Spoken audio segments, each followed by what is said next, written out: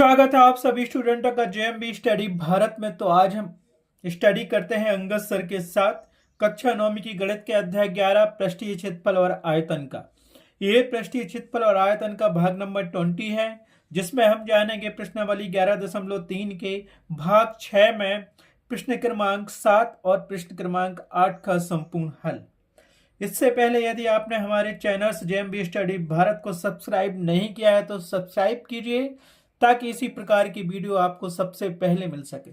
तो आइए हम देखते हैं प्रश्न क्रमांक 7 और प्रश्न क्रमांक 8 क्या कहता है।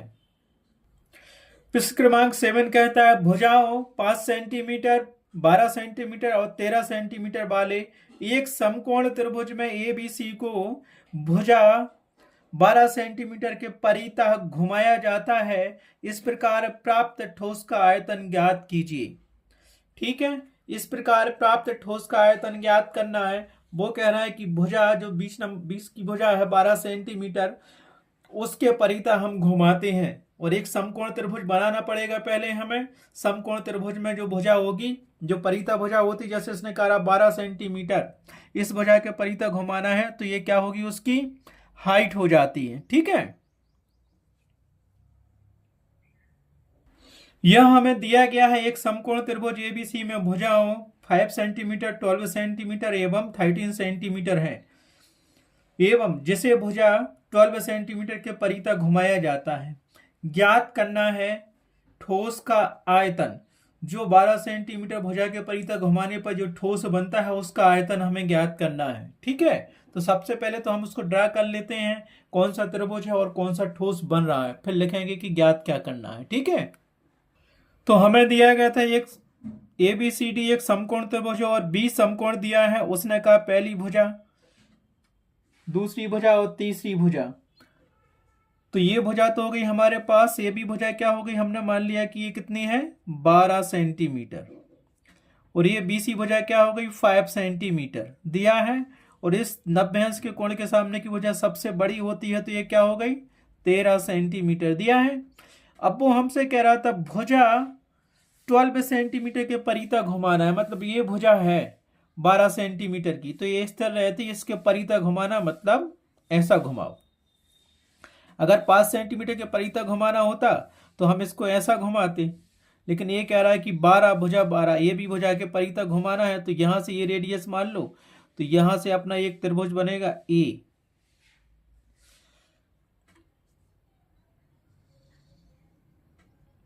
थोड़ा गड़बड़ सा हो गया, ऐसा बनता वो।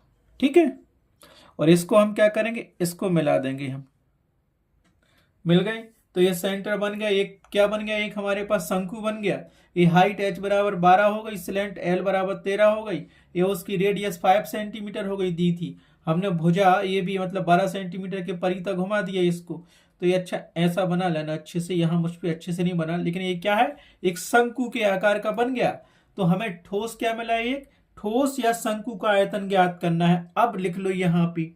ठीक है, यहां लिख सकते हो कि L बराबर 13 सेंटीमीटर है, H बराबर 12 सेंटीमीटर है और R बराबर 5 सेंटीमीटर है।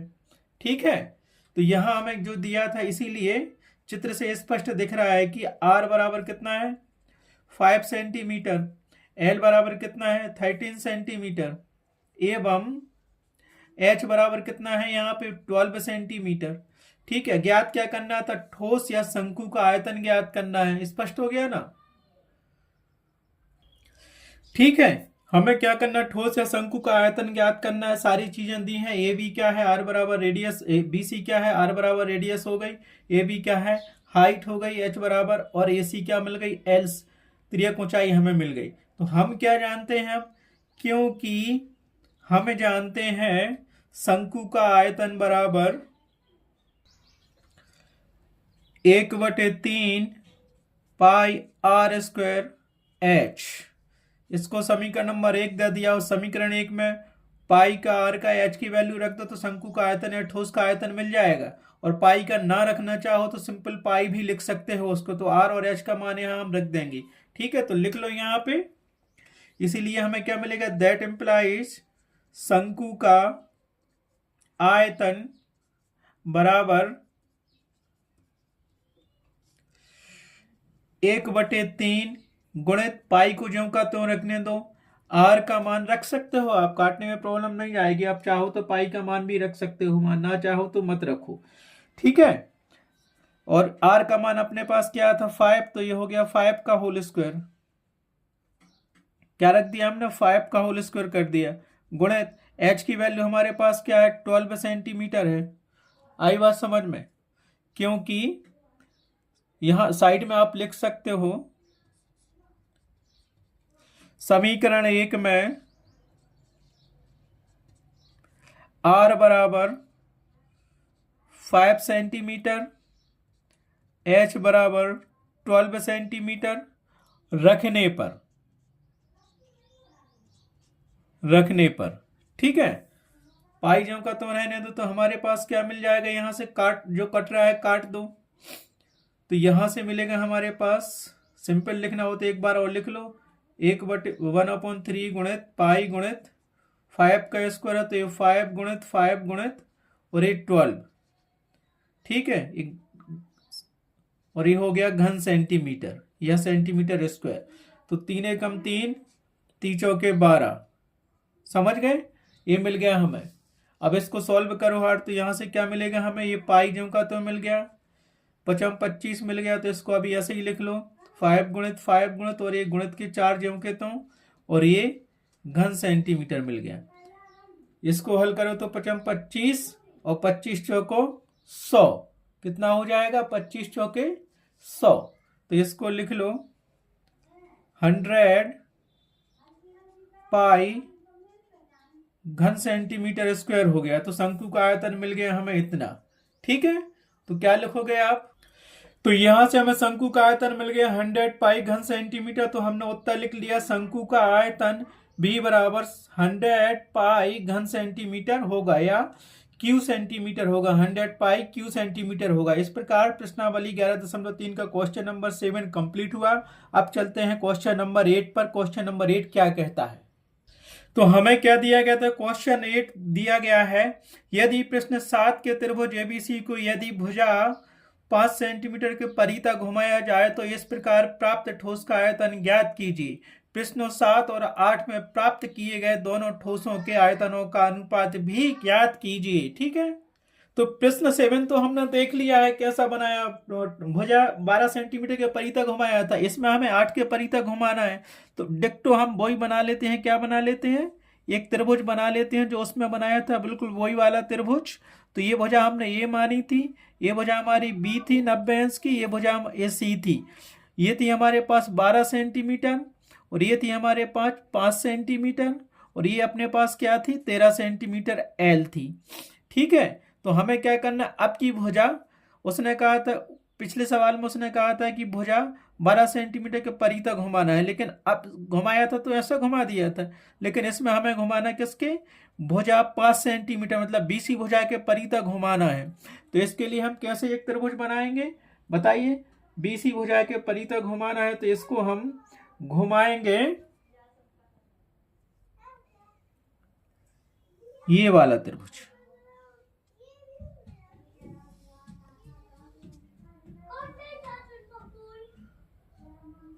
ये वाला। तो रेडियस यहाँ क्या मिलेगी हमें, रेडियस मिल जाएगी ये यहाँ पे r बराबर ये रेडियस 12 सेंटीमीटर मिल जाएगी, l हमारे पास यही है, हाइट क्या मिल जाएगी, हाइट आपकी ये रहेगी h बराबर 5 सेंटीमीटर, क्योंकि इसके परितः हमने घुमाया है, हमारे पास यही बन गया, एक क्या बन गया, एक शंकु बन गया। आप चाहो तो इसको ऐसा मिला सकते हो, मिला दिया तो एक शंकु बन गया है इस प्रकार का, ठीक है। अतः यहां लिख सकते हो, इसीलिए चित्र से स्पष्ट है कि यहाँ पे h बराबर मिलेगा आपको 5 सेंटीमीटर, क्योंकि भुजा 5 सेंटीमीटर के परितः घुमा रहे हैं। r बराबर त्रिज्या मिल जाएगी 12 सेंटीमीटर, और l बराबर हमें क्या मिल जाएगा, यहाँ पे l भुजा AC है तो ये मिल जाएगा 13 सेंटीमीटर, यही दिया गया था। अब हमें निकालना है क्या, उस ठोस का आयतन। तो ये शंकु जैसा बन गया है, तो हम क्या करेंगे, क्योंकि हम जानते हैं ठोस या शंकु का आयतन बराबर, क्या जानते हो, ठोस या शंकु का आयतन बराबर, तो हम क्या जानते हैं, ठोस या शंकु का आयतन बराबर होता है 1/3 पाई r स्क्वायर h, इसको समीकरण नंबर 1 दे दो। समीकरण 1 में पाई का मान भी इसमें नहीं रखते हैं, केवल आर और एच का मान रखते हैं। तो हम आयतन निकालते हैं, क्या आ गया, तो यहाँ लिख सकते हो। इसीलिए समीकरण 1 में तो यहाँ मिलेगा हमें ठोस या शंकु का आयतन बराबर 1/3 गुणित पाई, ज्यों का तो रख लो, उसका मान मत रखो, रखना हो तो रख भी सकते हो। आर का मान हमारे पास 12 था, तो 12 का होल स्क्वायर हो गया, गुणित एच का मान हमारे पास था यहाँ पे 5 सेंटीमीटर, और आयतन हमेशा यूनिट सेंटीमीटर दिया, तो यहाँ पे क्यू सेंटीमीटर हो जाएगा। इसको सॉल्व कर लो आप। सॉल्व करोगे तो क्या मिल जाएगा हमें, यहाँ से मिलेगा 1/3 गुणित पाई गुणित 12 का स्क्वायर दिया है, तो ये क्या मिलेगा 12 गुणित 5 घन सेंटीमीटर। ठीक है, तो यहां से काट भी सकते हो, 3 एकम 3, 3 चौके 12, तो यहां से मिलेगा पाई गुणित 4 गुणित 12 गुणित 5 घन सेंटीमीटर मिल जाएगा। ठीक, तो यहां से हमें मिलेगा ठोस या शंकु का आयतन बराबर पाई गुणित 4 गुणित 12 गुणित 5 इंटू घन सेंटीमीटर मिल गया। तो इनका मल्टीपल कर लो तो क्या मिलेगा, यहां से मिलेगा 4 पंचे 20, या सीधा सीधा कर लो 12 पंचे 60 गुणित 4, सो कितना होगा 6 चौके 24, सो मिल गया ये 240 पाई घन सेंटीमीटर। इसीलिए ठोस या शंकु का आयतन भी बराबर 240 पाई घन सेंटीमीटर हो गया। और क्वेश्चन नंबर 7 में हमने जो आयतन निकाला था ठोस का, और क्वेश्चन नंबर 8 का आयतन दिया है, हमें दोनों का अनुपात निकालना था, तो यहाँ लिख लेंगे। अगर क्वेश्चन दोनों नहीं देते हैं तो वो कहेंगे कि पहले भुजा 5 सेंटीमीटर के परितक घुमाकर आयतन निकालो, फिर भुजा 12 सेंटीमीटर के परितक आयतन निकालो ठोस का, तो यही मिल जाएगा। लेकिन क्वेश्चन दोनों अलग अलग थे, अगर एक क्वेश्चन में ही दोनों क्वेश्चन करते हैं तो करने का तरीका यही है, बस उनका अनुपात निकालना है। तो हम क्या जानते हैं, अनुपात बराबर होगा, तो हमें क्या निकालना था, प्रश्न 7 और प्रश्न 8 के ठोसों या शंकुओं के आयतनों का अनुपात बराबर होता है प्रश्न 7 के ठोस या शंकु का आयतन बटे प्रश्न 8 के ठोस या शंकु का आयतन।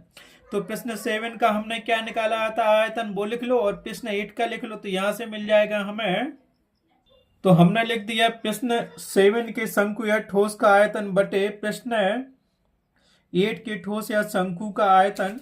तो ये सेंटीमीटर घन सेंटीमीटर, सेंटीमीटर गया, पाई पाई गया, देखो ये पाई गया, ये पाई गया, ठीक है, ये भी गया, यहाँ से 10 और 10 गया, ये यहाँ से 10/24 आ गया, तो ये भी कट जाएगा हमारे पास। कितने से कटेगा, 5 से तो नहीं कटेगा, 2 से कटेगा, तो 2 पंचे 10 और 2 बारम 24। तो हमें क्या मिल गया है, यहाँ से हमें मिल गया, ये क्या मिला, यहाँ से मिल गया हमें 5/12। ये तो भिन्न में मिल गया। प्रश्न 7 और प्रश्न 8 के ठोसों या शंकुओं का आयतनों का अनुपात क्या होगा, तो अपन क्या ये भिन्न में मिला है, तो इसीलिए लिखते हैं अतः। तो यहां से मिला हमें प्रश्न 7 और प्रश्न 8 के ठोसों के आयतनों का अनुपात 5/12, ये भिन्न में है, हमें अनुपात में लिखना है, तो क्या मिलेगा उत्तर बराबर, ये मिल जाएगा हमें, क्या मिल जाएगा 5:12। ये हमारे पास क्या मिल गया, अनुपात में। तो उत्तर बराबर क्या आ जाएगा, उत्तर लिख लो यहां से। तो यहां से क्या होगा, प्रश्न 7 एवं प्रश्न 8 के ठोसों के आयतनों का अनुपात 5:12 होगा। इस प्रकार से प्रश्नावली 11.3 का 8वां क्वेश्चन भी कंप्लीट हुआ। इस वीडियो में क्वेश्चन नंबर 7 और क्वेश्चन नंबर 8 कंप्लीट हुए हैं। नेक्स्ट क्वेश्चन के लिए देखेंगे हम next video. Thanks for watching my video.